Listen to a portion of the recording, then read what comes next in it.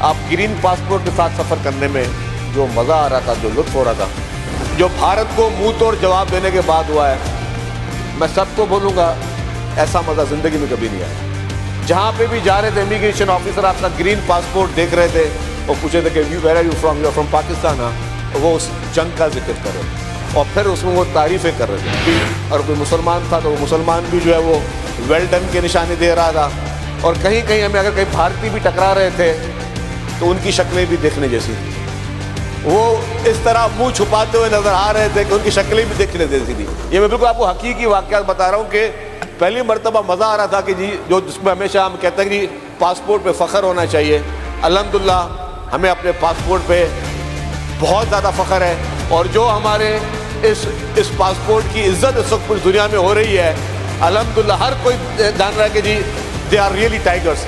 Asian tigers का ख्वाब किसी और का था, लेकिन वो एशियन टाइगर्स का ख्वाब जो अल्हम्दुलिल्लाह पूरा हो गया, 2025 में वो पूरा हो चुका है। हुकूमत सिंध की जानिब से अभी मैं और नासिर शाह साहब चाइना गए हुए थे एक ऑफिशियल विज़िट पे, और उस पर कुछ ऐसी चीज़ें जो मैं चाहता हूँ कि इस ऐवान में हम लेके आएँ, क्योंकि सिंध के अवाम के लिए एक नई चीज़ें भी हैं और बेहतरी के लिए भी वो चीज़ें हैं कि हम चाहते हैं कि मैं इस असम्बली जो कि मौजूद ऐवान है यहाँ पे तमाम मौजूद मेम्बरान को उससे आगाही भी करूँ, और उसमें हम चाहते हैं कि हम सब साथ मिलकर जो है उन चीज़ों को कामयाब करने के लिए अपने सूबे को आगे लेकर जाएँ। मैडम बहुत अच्छी वहाँ पे हमारी मुख्तलिफ मीटिंग्स हुई हैं, और उसमें जो सबसे इम्पॉर्टेंट चीज़ ये है कि हम लोग जो ग्रीन एनर्जी की तरफ हम लेके जाना चाह रहे हैं अपने मुल्क को, और ख़ुसूसी तौर पे सूबा सिंध को। कराची वो शहर है जिसमें पोल्यूशन जो है लाहौर के बाद सेकंड नंबर पर कराची में आती है, सबसे ज़्यादा पोल्यूशन लाहौर में है।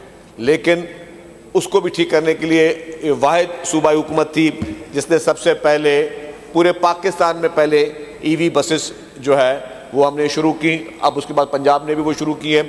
अब हम ये चाहते हैं कि जितनी भी गाड़ियां हैं वो सारी गाड़ियां जो हैं वो ईवी में, या तो जो नई गाड़ियां ख़रीदें वो ईवी में ख़रीदें, और जो एग्जिस्टिंग जो मोटरसाइकिल्स हैं या गाड़ियां वो सारी ईवी में चली जाएं। इस मद में एनर्जी मिनिस्टर साहब भी वहाँ पे थे और हम वहाँ पे कुछ MOUs भी साइन करके आए हैं। सबसे बड़ा एक अच्छी बात यह है कि हम पूरे कराची शहर में भी कोई 50 के मुकामात पे हुकूमत की तरफ से जो है वो ईवी के स्टेशंस बनाए जा रहे हैं।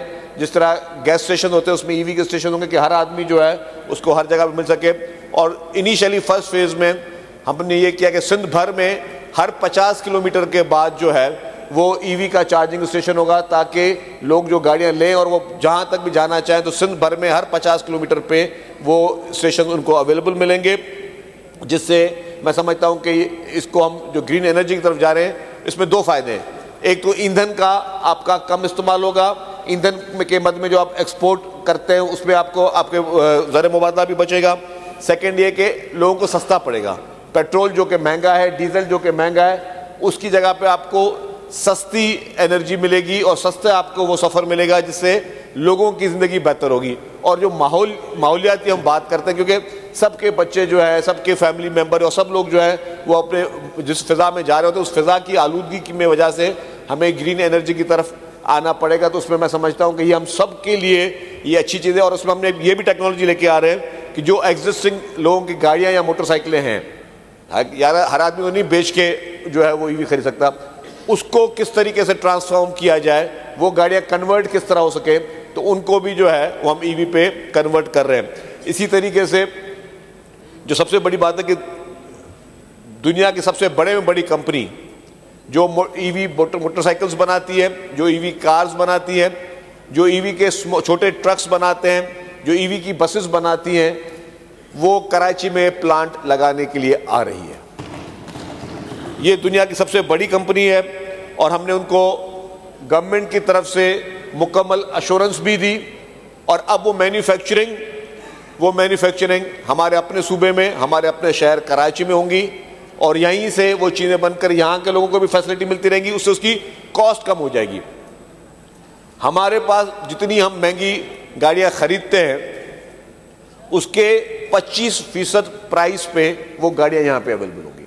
और बेहतर गाड़ियां होंगी, बेहतर गारंटी के साथ होंगी, अपने मुल्क में बनेंगी, अपने मुल्क में रोजगार आएगा, अपने मुल्क में लोगों को ये फायदा होगा। उसके साथ साथ जो भी हमारी जो इंपोर्ट करते हैं उसमें हमारा ज़राए मुबादला उससे बचेगा, ऊपर से मैंने कहा कि रोजगार मिलेगा, और तीसरी जो सबसे इंपॉर्टेंट चीज़ है जो टाइम फ्रेम है वो भी हमारा बचेगा। उससे मैं समझता हूँ कि सिंध वो वाहिद सूबा होगा, पहला सूबा होगा जो उस टेक्नोलॉजी से अपने लोगों को बेहतर से बेहतर सहूलत दे सकेगा। दूसरा एक चीज़ जो इस बार मैंने नोट की, हम 5-6 दिन चाइना थे, एक दिन दुबई भी रुकना हुआ, तो 2 मुल्कों का दौरा हुआ। मैडम हमेशा हम सफ़र करते रहते हैं, सब लोग मुल्क से बाहर जाते रहते हैं।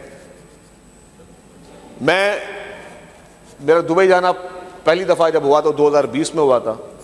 25 साल में पहली मर्तबा आप ग्रीन पासपोर्ट के साथ सफ़र करने में जो मज़ा आ रहा था, जो लुत्फ़ हो रहा था,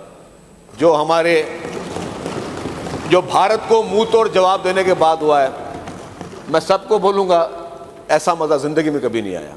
जहाँ पे भी जा रहे थे इमिग्रेशन ऑफिसर आपका ग्रीन पासपोर्ट देख रहे थे और पूछे थे कि where are you from, you are from Pakistan, हाँ, और वो उस जंग का जिक्र कर रहे थे और फिर उसमें वो तारीफ़ें कर रहे थे। फिर जब हम एक दिन के लिए दुबई उतरे, मैं और नासिर शाह साहब, तो वहाँ पे एयरपोर्ट पे भी और कोई मुसलमान था तो वो मुसलमान भी जो है वो वेल डन के निशाने दे रहा था, और कहीं कहीं हमें अगर कहीं भारतीय भी टकरा रहे थे तो उनकी शक्लें भी देखने जैसी थी। वो इस तरह मुंह छुपाते हुए नजर आ रहे थे कि उनकी शक्लें भी देखने जैसी थी। ये मैं बिल्कुल आपको हकीकी वाक़यात बता रहा हूँ कि पहली मरतबा मज़ा आ रहा था कि जी जो जिसमें हमेशा हम कहते हैं कि पासपोर्ट पे फ़ख्र होना चाहिए, अल्हम्दुलिल्लाह हमें अपने पासपोर्ट पे बहुत ज़्यादा फ़ख्र है, और जो हमारे इस पासपोर्ट की इज्जत इस वक्त पूरी दुनिया में हो रही है, अल्हम्दुलिल्लाह हर कोई जान रहा है कि जी they are really tigers. Asian tigers का ख्वाब किसी और का था, लेकिन वो एशियन टाइगर्स का ख्वाब जो अल्हम्दुलिल्लाह पूरा हो गया, 2025 में वो पूरा हो चुका है।